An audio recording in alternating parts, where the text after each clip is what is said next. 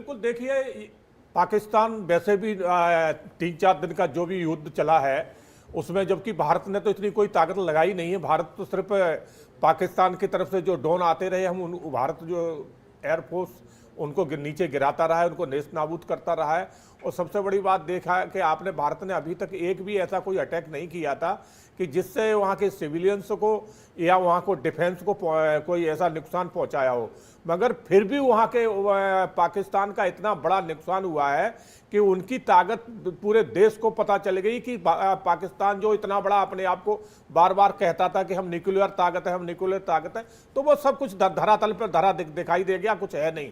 और पाकिस्तान इससे बहुत डरा हुआ था। वो समझ गया था कि भारत अभी जब कुछ कर नहीं रहा, करेगा तो ये कुछ छोड़ेगा नहीं। जिस तरह से हमने उनका जो एयर डिफेंस था उसको जब हमने खत्म किया है, 10 में से 6 एयर डिफेंस उनके टोटल हमने तीसरे दिन ही खत्म कर दिए थे।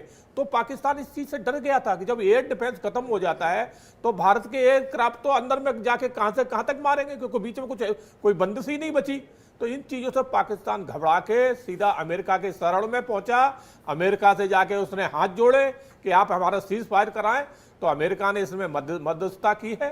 तो भारत ने भी कहा ठीक है, अगर कुछ सामने वाला हाथ खड़े कर रहा है, हार मान रहा है, अपने आप को विक्टिम साबित करने लगा, तो ठीक है, हम भी मान लेते, हम भी। क्योंकि लड़ाई लड़ना, मैं तो ये कहूंगा कि अगर दो देश लड़ते तो नुकसान दोनों का ही होता है। वो बात अलग है, किसी का कम किसी का ज्यादा।